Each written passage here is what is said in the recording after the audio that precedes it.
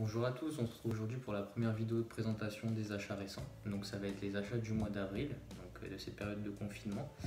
Pour cette première vidéo, on va voir principalement du Vinted, c'est là où j'ai fait le plus d'achats ce mois-ci, au vu des magasins fermés et puis des sites comme Amazon où il n'y avait pas beaucoup de stock. Donc du Vinted, un peu de Bon Coin et il y a quand même un Amazon et un Fnac.com. Donc on va commencer avec le plus nombreux qui est le Vinted. Je vous montre un petit peu, ça va être à peu près. Voilà, ça c'est Vinted.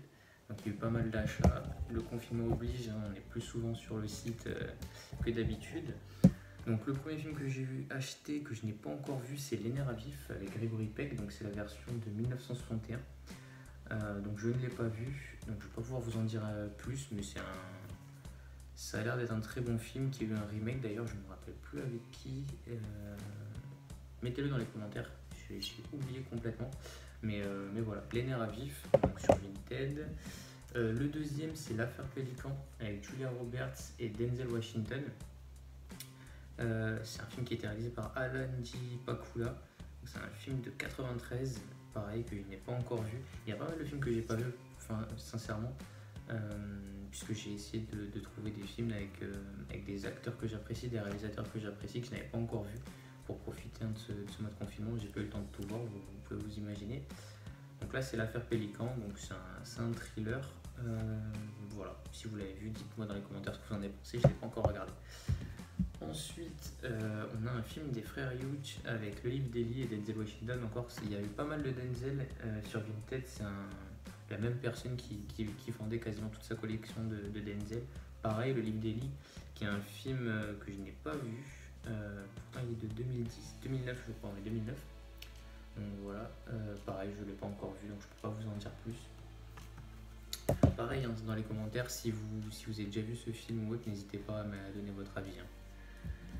Ensuite, Black Swan, celui-ci je l'ai vu, donc de Darren Aronofsky avec bien sûr Nathalie Portman et Vincent Cassel. Très très bon film, honnêtement la fin est assez surprenante, on s'y attend pas, on se demande d'ailleurs où va aller le film, et c'est une fin qui est assez bluffante, et c'est marrant de voir Vincent Cassel dans ce genre de film, dans ce genre de production. C'est très intéressant, donc très bon film que je voulais avoir dans ma collection.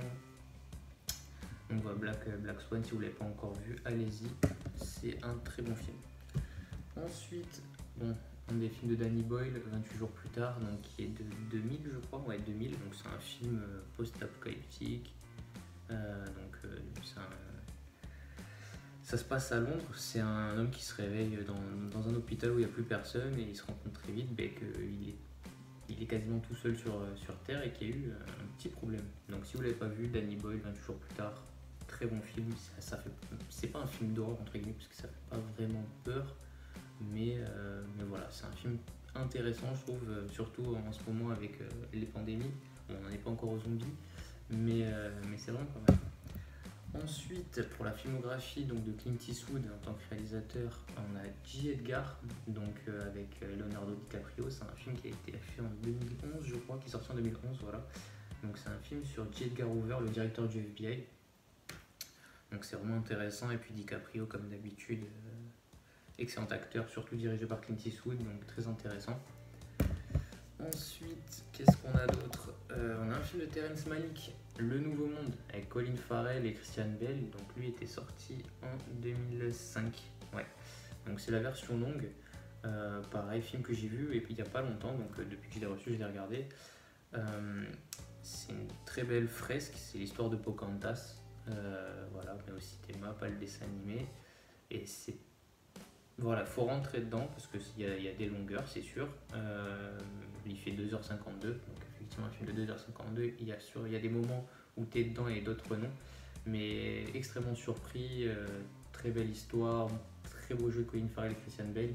Donc si vous ne l'avez pas vu et que vous cherchez un film un peu d'aventure, un peu comme le dernier des Mohicans ou autre, c'est un film à voir.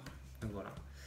Ensuite, toujours dans le lot de Denzel, Couvre-feu, donc avec Denzel et Bruce Willis, c'est un film d'Edward Zwick de 98 que j'ai vu également il n'y a pas longtemps. Donc ça se passe à New York, c'est c'est un film sur le terrorisme, clairement. Ça se passe à New York, des terroristes islamiques donc qui s'en prennent à des bus à New York, et puis c'est un très beau film entre Denzel et Bruce Willis, un combat entre un mec du FBI et un de l'armée, avec deux visions différentes de la manière de résoudre le souci. Mais c'est vraiment intéressant. Franchement, c'est un bon film thriller à regarder. Ensuite, toujours Denzel à l'épreuve du feu, donc qui est toujours d'Edward Zwick, qui est sorti en 96, que je n'ai pas vu, donc je ne vais pas pouvoir vous en dire plus. Ça se passe pendant la guerre du Golfe, je crois. Oui, c'est ça. Donc c'est un film pendant la guerre du Golfe, donc à voir. Les aventures de Tintin, le secret de la licorne de Spielberg. Honnêtement, je ne savais pas à quoi m'attendre. J'avais commencé ce film il y a très longtemps, à sa sortie, je crois en 2011, et je ne l'avais pas terminé, je ne sais plus pourquoi, et je l'ai regardé il n'y a pas longtemps, et honnêtement, finalement, très bonne surprise. Je trouve qu'ils n'ont pas dénigré Tintin. Ils ont réussi à intégrer des clichés un peu à RG, et ça fait plaisir de voir une adaptation de Tintin, surtout par un réalisateur comme Spielberg. Donc bon film d'animation et une très belle aventure. Le 2 est programmé, je crois, pour sortir. Enfin, déjà pour passer en réalisation, ils auraient dû commencer il y a longtemps. Ils ont parlé d'une trilogie. Mais chacun sur ses projets différents, ils n'ont pas eu le temps de le faire. Mais je crois que la réalisation doit commencer cette année ou l'année prochaine. Au vu des événements actuels, je ne sais pas s'ils vont commencer. Ensuite, on a un film de Tony Scott, Unstoppable. Donc c'est une histoire donc, avec Denzel et Chris Pine. Donc c'est un film assez entre guillemets classique. C'est une histoire vraie. Hein. C'est deux hommes qui doivent arrêter un train, qui ont un temps imparti pour arrêter un train qui fonce sur une ville. Donc je l'ai pas encore vu, mais pourquoi pas. C'est tiré d'une histoire vraie, donc on va voir ça. Unstoppable. Ensuite, toujours du Denzel. Je vous ai dit que j'en ai rentré beaucoup. Avec Tony Scott, donc déjà vu, que je n'ai pas vu d'ailleurs, sans jeu de mots. Donc voilà, un film de Tony Scott avec Denzel. Je crois que c'est suite à une explosion de bombe sur un ferry à la Nouvelle-Orléans, ouais, un truc comme ça. Donc je l'ai pas vu, mais très content de le rentrer dans ma filmographie. Denzel. Ensuite, toujours du Denzel et toujours du Tony Scott dans USS Alabama, que je n'ai pas vu. Donc c'est un film de sous-marin. De mémoire, de ce que je me rappelle de la bande-annonce, de ce que j'avais vu à l'époque, c'est un combat donc, entre Denzel et Gene Hackman, qui sont tous les deux donc, dans un sous-marin, et chacun a sa vision du commandement du sous-marin. Et donc il va y avoir des frictions. Mais bon, film de sous-marin que j'apprécie énormément, surtout U571 et Das Boot, qui sont des très bons films de sous-marin. Ensuite, Seul sur Mars. Voilà, donc avec Matt Damon, c'est un film de Ridley, je crois, du frère de Tony. Bon film, très bon film, qui dure assez longtemps quand même, je ne me rappelais plus, mais 2h21. C'est un film de 2015, donc bien sûr, comme son nom l'indique, hein, c'est Matt Damon, Seul sur Mars, qui essaye de survivre. Donc vous le connaissez tous, je ne vais pas rester 1000 ans dessus, mais ça me faisait plaisir de rentrer dans la filmographie de Ridley Scott. Toujours du Ridley Scott avec Prometheus. Voilà, donc film de Ridley qui est sorti en 2012, je crois, que je n'ai pas encore vu. Donc je me suis dit que quitte à être confiné ou autre, la filmographie de Ridley Scott m'intéresse énormément, donc on va se faire Prometheus. Ensuite, toujours du Ridley Scott avec DiCaprio et Russell Crowe, Mensonge d'État, qui était sorti en 2008. Donc un film d'espionnage, de CIA, etc. que je n'ai pas encore vu, bien sûr. Donc hâte de voir Mensonge d'État. Ensuite, un film de Guy Ritchie, un réalisateur que j'apprécie, Rock'n'Rolla. Donc celui-ci, je ne l'ai pas vu.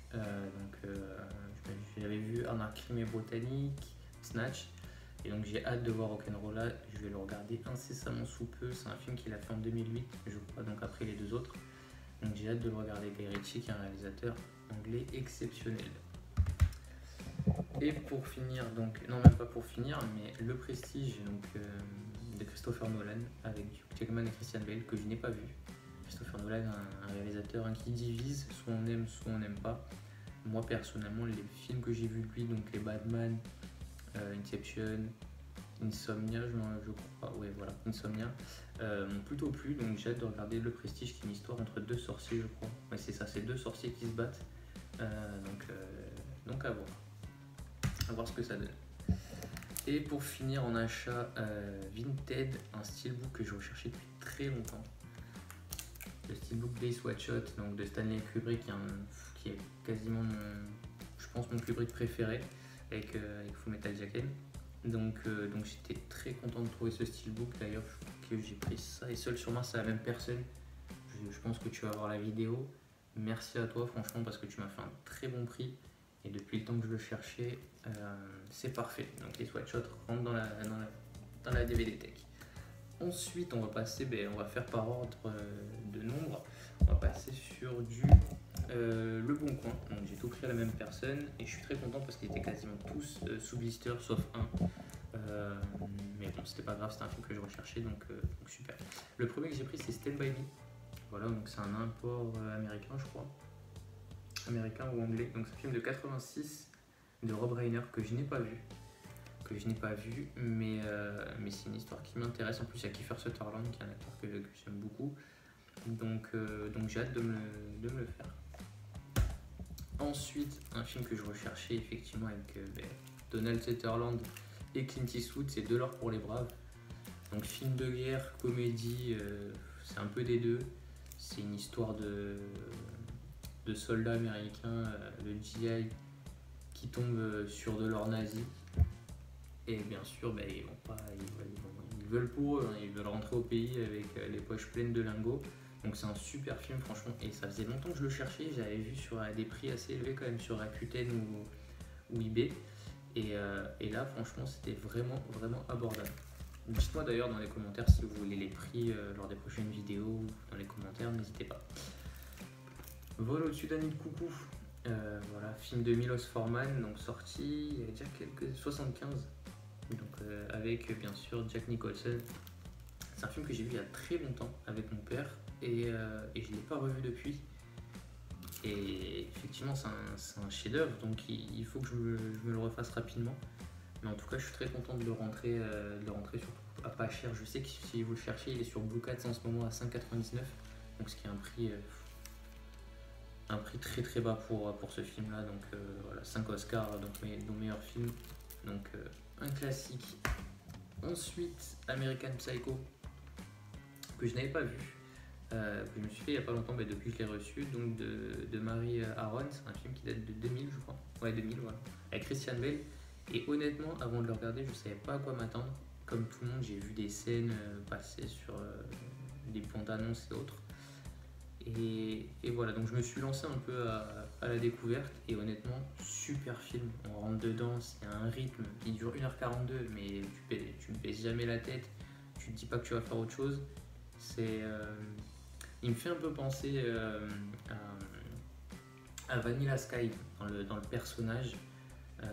Et c'est hyper bien joué par Christian Bale. Et honnêtement, si vous ne l'avez pas vu, American Psycho, allez-y, les yeux fermés. Et le dernier donc de cette commande, c'est un film de Steve McQueen, le réalisateur, pas l'acteur. Donc c'est 12 Years a Slave, qui est mon film préféré de ce réalisateur-là, et un de mes films préférés tout court. Donc c'est un film qui est sorti en 2013 maintenant, ça commence à faire. C'est un film sur l'esclavage, et honnêtement, pour aimer les films sur l'esclavage, parce que je trouve que c'est un thème qui n'est pas forcément traité régulièrement au cinéma ou très bien traité, ce film-là est exceptionnel, tout comme Amistad d'ailleurs. Mais si vous ne l'avez pas vu, allez-y, c'est que dire. On reste assis pendant plus de 2 heures et on regarde ce chef-d'œuvre. Et Chiwetel Ejiofor qui est exceptionnel dans ce film. Donc allez-y, j'ai dit beaucoup de fois exceptionnel pour ce film, mais allez-y, honnêtement, c'est un très bon film. Et pour finir, donc on va avoir un Fnac et un Amazon. On va commencer par l'Amazon. C'est un film que je voulais depuis longtemps dans ma collection. J'avais vu plusieurs éditions des Amarés simples et je voulais quand même une belle édition entre guillemets. Et donc il y avait cette édition, je crois, pour les 30 ans du film. Donc c'est Il était une fois dans l'Ouest de Sergio Leone, western plus que classique. Je pense que si vous êtes cinéphile, vous aimez les westerns, vous l'avez vu, ou vous allez bientôt le voir, ou il est dans votre liste à voir. Donc c'est un film avec Henry Fonda et Richard Branson. C'est un film, honnêtement, en termes de western, je sais pas si on a fait mieux. Après la trilogie du dollar, c'est... Voilà, Il était une fois dans l'Ouest, les western spaghetti. Donc c'est un film de 1968. Et honnêtement, je sais pas si on a fait un meilleur western depuis. Et pour finir, donc, un Fnac avec une collection que j'adore. C'est des éditeurs, franchement, ils font un boulot. Si vous aimez les vieux films français, c'est sûr que vous avez déjà vu leurs éditions ou que vous en avez déjà acheté. C'est Coin de Mire, voilà, qui a fait cette magnifique édition de La Chasse à l'homme. Donc il y a un film que je ne connaissais pas avec Belmondo. C'est un film qui a été réalisé par Édouard Molinaro, donc dialogue de Michel Audiard, autant dire que ça promet, avec Brialy, Jean-Claude Brialy, Françoise d'Orléac, Claude Rich, Catherine Deneuve, enfin un casting honnêtement énorme pour un film français, et avec Jean-Paul Belmondo. Et j'étais tombé dessus sur OCS un soir, et je voulais voir un vieux film français, et j'ai pris tellement une claque avec ce film que je me suis dit, il me le faut en Blu-ray. Et je suis tombé, je ne savais pas que Coin de Mire avait fait cette édition, et dès que je l'ai vu, je l'ai commandé immédiatement. Donc si vous ne connaissez pas Coin de Mire, c'est un éditeur qui fait donc c'est quasiment tout le temps le même format, c'est toujours le même format d'ailleurs. Donc ça comprend le Blu-ray et le DVD qui sont restaurés généralement en 4K. Et vous avez les versions cinéma de l'époque, c'est-à-dire que vous pouvez vous installer dans votre salon et vivre une expérience comme si vous étiez au cinéma dans les années 60-70. D'ailleurs c'est un film de 64, donc vous avez les pubs du cinéma de l'époque, vous avez vraiment toutes les réclamations publicitaires de l'époque, c'est vraiment intéressant, c'est assez sympathique de voir ça. C'est un film qui est sorti en 64. Donc voilà, La Chasse à l'homme, si vous ne connaissez pas, n'hésitez pas, si vous êtes amoureux de vieux films français comme moi, vous allez le voir, je pense, dans les futures vidéos et dans mes achats, que je suis très, très friand de ce genre de film. Voilà, donc c'était les achats du mois d'avril. Dites-moi si ça vous a plu, si vous voulez qu'on continue, si vous avez des questions, si vous voulez que je vous présente d'autres choses dans ma collection. J'ai préféré commencer donc mes vidéos par une présentation d'achat, parce que je pense que c'est ce qui vous intéresse, c'est ce qui m'intéresse également quand je regarde des vidéos sur YouTube, c'est de voir un peu ce que les autres trouvent en termes de Blu-ray, et puis d'échanger dessus. Donc n'hésitez pas, les commentaires sont là pour ça. N'hésitez pas à dire s'il y a des films que vous avez déjà vus, votre avis, s'il y en a que vous n'avez pas vus. Mettez tout dans les commentaires, dites si vous avez envie de voir d'autres contenus sur la chaîne, n'hésitez pas. En tout cas, moi je vous souhaite un bon déconfinement et puis à bientôt pour une nouvelle vidéo.